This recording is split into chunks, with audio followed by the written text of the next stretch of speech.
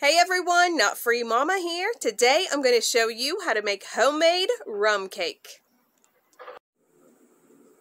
Okay, let's start off with our ingredients. First we're going to start off with the cake. So we are going to need 1 1/4 cup of all-purpose flour, which I have right here. And then you need a 1/4 cup of cornstarch, 4 teaspoons of baking powder, 1 teaspoon of salt, right here, a 1/2 cup of unsalted butter at room temperature. I have that right there. That's 1 stick. And then you're going to need 1 1/2 cups of granulated sugar. Back here. 3 tablespoons, 1/2 cup of some kind of oil, vegetable or canola oil, and you want that divided. And then you need 2/3 cup or 3.4 ounce package of instant vanilla pudding. Then we're going to need 4 eggs, 3/4 cup of milk, either 2% or whole, 3/4 cup of rum. It says dark rum, but I only have the light rum, so I'm using the light rum. And then 1 tablespoon of vanilla extract. So that is everything that you're going to need for your cake. And then for the rum syrup that's going to go on top, we need 3/4 cup of unsalted butter, so that's 1.5 sticks, 1 1/2 cups of granulated sugar, a 1/4 cup of water, a pinch of salt, and another 1/2 cup of dark rum, but like I said, I'm using the light rum because that's what I have. And then, of course, you need a bundt pan, which I have right here. So let's go ahead and get started. We are going to preheat our oven to 325, and then I am going to spray my bundt pan generously with cooking spray.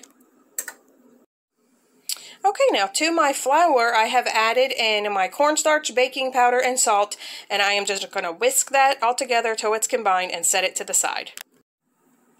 Alright, that looks great and combined. So next, in a large bowl, I am going to cook together my soft butter and my sugar with an electric mixer until it's light and fluffy. So that's a remix. Alright, next we are going to add in the flour mixture and the 3 tablespoons of canola or vegetable oil and just mix that on medium to low speed for 1 to 2 minutes. The mixture should look like wet sand. Alright, that looks pretty good to me. So next we are going to add in our dry vanilla pudding and just mix it to combine. Alright, that looks nice and combined. Now in another bowl, we are going to mix together the eggs, milk, rum, remaining 1/2 cup of oil, and vanilla extract. Just mix that all together. Alright, that looks good to me. So next we are going to add that into our other mixture over here, and we're going to beat it with an electric mixer for about 2 to 3 minutes and just on medium speed, and scrape the sides of the bowl as needed. The batter will be really thin, but that's what you want it to be. Alright, that looks and smells amazing. So we are going to go ahead and pour this into our prepared bundt pan over here and bake it for 50 to 60 minutes or until a tester inserted into the center comes out clean. Alright, that is ready to go into the oven, and I did stick mine on a pan just in case any of it spills out and just for easy removal. So like I said, we're going to bake that at 325 for 50 to 60 minutes. Alright, when the cake has about 10 minutes left in the oven, we can go ahead and start on the syrup, the rum syrup. So we are going to go ahead and melt our butter in a medium saucepan over medium heat. Alright, my butter is now melted, so we are going to stir in our sugar and water. Alright, I also added my pinch of salt, and so now I'm just going to stir this, and we are going to let this come to a boil and boil it for 5 minutes, stirring it constantly. Alright, my glaze is boiling as you can see, so I'm just going to constantly stir this for 5 minutes, remove it from the heat, and add in my rum, and stir that, and then put it back on the heat for 30 seconds. Alright, I removed it from the heat, and now I'm going to just stir in my rum.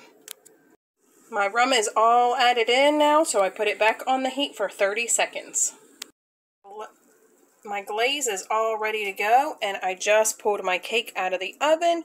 So next we are going to pour about 1/3 of this over top of the cake right now while it's still upside down in the pan. Alright, that looks great. So we are going to let that sit there for 5 minutes so it can seep down into the cake.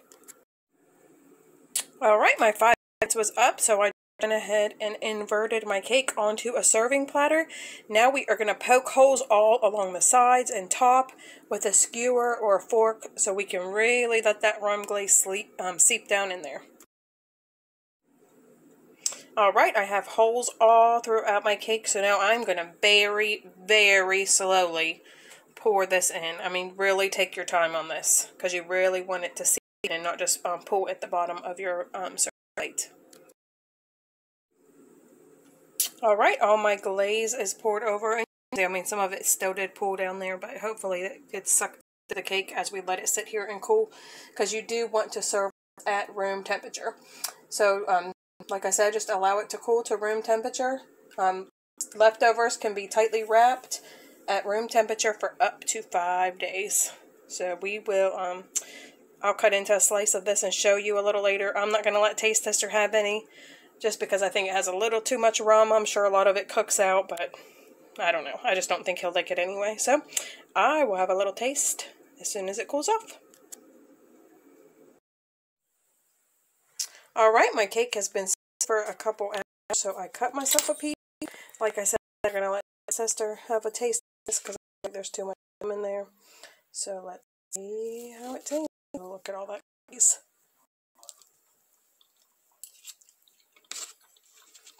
Dang, Nuffrey Mama, that's good. Alright, everyone, come back and see us again. Don't forget to like and subscribe. Bye.